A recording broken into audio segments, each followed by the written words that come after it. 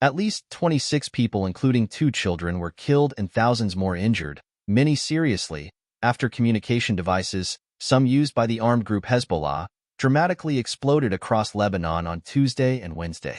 In the latest round of blasts, exploding walkie-talkies killed 14 and injured at least 450 people, according to Lebanon's health ministry. The explosions occurred in the vicinity of a large crowd that had gathered for the funerals of 4 victims of Tuesday's blasts. BBC teams in the city reported chaotic scenes in which ambulances struggled to reach the injured, and locals became suspicious of anyone using a phone. The explosions deepened unease in Lebanese society, coming a day after an apparently similar and highly sophisticated attack targeting pagers used by Hezbollah members. The militant group blamed its adversary Israel. Israeli officials have so far declined to comment. 2 firms based in Taiwan and Hungary, accused in media reports of manufacturing the pagers, have both denied responsibility. Here is what we know so far. How did the attacks unfold? The first round of blasts began in Lebanon's capital Beirut and several other areas of the country at about 15:45 local time, 13:45 British Summer Time, on Tuesday. Witnesses reported seeing smoke coming from people's pockets before seeing small explosions that sounded like fireworks and gunshots. Citing U.S. officials, the New York Times said that the pagers received messages that appeared to be coming from Hezbollah's leadership before detonating. The messages instead appeared to trigger the devices, the outlet reported. Explosions continued for around an hour after the initial blasts, the Reuters news agency reported. Soon after, scores of people began arriving at hospitals across Lebanon, with witnesses reporting mass confusion in emergency departments. Similar scenes played out across the country in another round of blasts Wednesday, at around 1700 hours local time, 1500 hours British Summer Time. Reports suggest it was walkie-talkies that were blown up, devices that were purchased by Hezbollah 5 months ago, according to a security source speaking to Reuters. At least one explosion was close to a funeral being held in Beirut for some of the victims of Tuesday's attack, creating panic among those near the procession. 9 people have been killed and hundreds more injured, according to Lebanon's health ministry. What do we know about the pagers? One Hezbollah operative told the AP news agency that the pagers were a new brand that the group had not used before.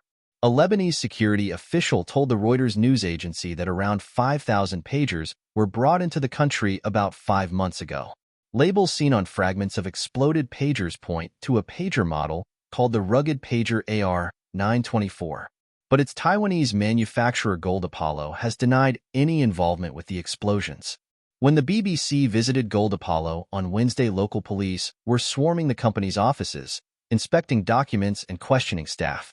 The founder, Su Qinghuang, said his company had signed an agreement with a Hungarian-based company, BAC, to manufacture the devices and use his company's name. He added that money transfers from them had been very strange, without elaborating. BBC Verify has accessed BAC's company records, which reveal it was first incorporated in 2022. Its registered address reveals a nondescript building in a Budapest suburb, and repeated calls to its offices by the BBC on Wednesday went unanswered. However, its CEO Cristiana Barsini Archidiacono told NBC that she knew nothing about the explosions. "I don't make the pagers. I am just the intermediate. I think you got it wrong," she said.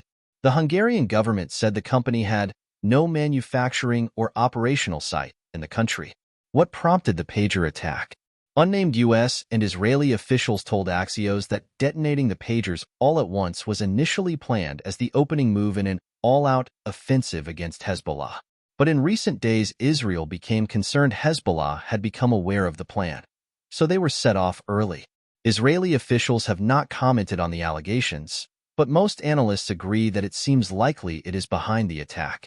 Professor Simon Mabin, chair in international relations at Lancaster University, told the BBC, "We know that Israel has a precedent of using technology to track its target, but he called the scale of this attack unprecedented." Lena Katib, from the UK-based Chatham House, said the attack suggested that Israel has deeply infiltrated Hezbollah's communications network. Prime Minister Najib Mikati said the explosions represented a serious violation of Lebanese sovereignty and a crime by all standards. In its statement accusing Israel of being behind the attacks, Hezbollah said it held the country fully responsible for this criminal aggression that also targeted civilians. Hezbollah has not yet attributed blame for Wednesday's attack. Why does Hezbollah use pagers? Hezbollah has relied heavily on pagers as a low-tech means of communications to try to evade location tracking by Israel. Pagers are wireless telecommunications devices that receive and display alphanumeric or voice messages. They are much harder to track than mobile phones, which have long since been abandoned as simply too vulnerable, as Israel's assassination of the Hamas bombmaker Yehia Ayash demonstrated as long ago as 1996, when his phone exploded in his hand. In February, Hassan Nasrallah directed Hezbollah fighters to get rid of their phones, saying they had been infiltrated by Israeli intelligence. He told his forces to break, bury, or lock their phones in an iron box.